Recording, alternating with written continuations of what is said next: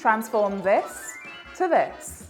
Hi, welcome in. My name's Hayward. I'm one of the head bakers here at The Big Bakes, and today I'm going to be showing you how to make this cheeky elf cake in 4 easy steps. Okay, so for this cake, we've got 4 6-inch sponges. So once they're baked, we're just going to let them cool, and then we're going to get on to the filling and the decorating. So we're going to add frozen berries to our saucepan onto a low heat, and we're just waiting for the juices to release from the fruit, and then we are going to add in our sugar and corn flour mix. And then we are just going to continuously stir this together. Once I've got it all combined, I'm going to turn my heat up and bring it to the boil to thicken. So if you find that some of the fruits are a bit too big, you can use the back of your spatula just to squash them. So as you can see, our jam has thickened up really nicely. When you draw a line across the bottom with your spatula, it holds for a couple of seconds before flooding back like so. So this is the consistency that you're after. Once your jam has reached this consistency, you're going to turn off your heat and pour it onto your plate to cool down. So I've got some American buttercream here, and I've made it chocolate by adding some cocoa powder. So that's butter, icing sugar and cocoa powder. I'm going to add that to my piping bag. So to fill our cake, we are going to make a dam with our buttercream, which is essentially a thick ring of buttercream around the outer edge of your sponge layer.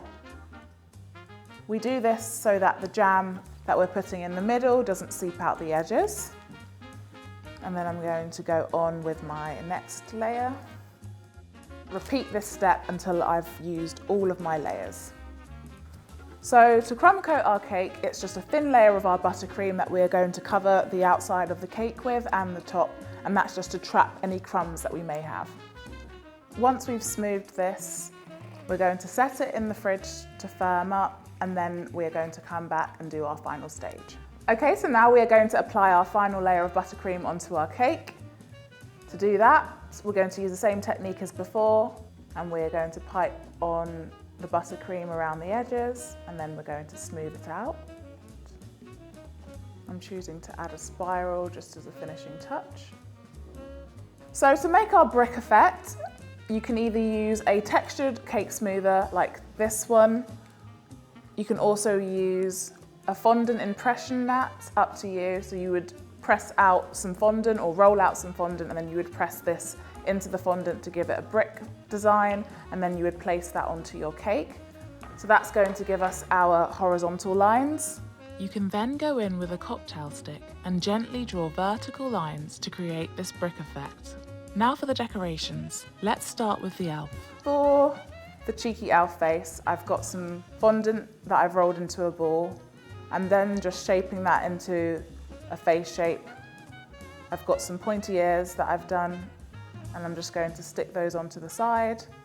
A little tip to stick fondant to fondant: brush or dab on a small amount of water. So that's what I'm doing for my hat, just around the edge. I'm then going to go in with a strip of white fondant that I've pre-cut.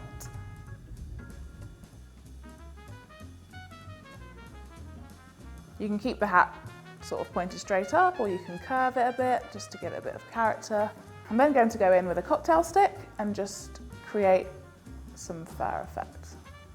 You then assemble the head to the body and sit it on top of the cake. To create the presents, start with coloured fondant of your choice and shape into a box. Then use thin strips of fondant for the ribbon and bow. Okay, so once you've done your brickwork design, you can add any extra elements. I've gone for a fireplace, and to do that I've just done a little cutout at the front, rolled out some black fondant for the background, piped some orange and red flames, and then I've cut out some brown logs. I've got some Christmas presents here as well. This is just square, or rather cubed fondant, and then I've wrapped it with some rows of ribbon going along there. I've piped a wreath around the top as well, and then I've topped it with my little elf sitting on the edge, and then I've got some Christmas stockings above the fireplace. And there you have it, our cheeky elf cake. Subscribe for more recipes, tips, and baking joy.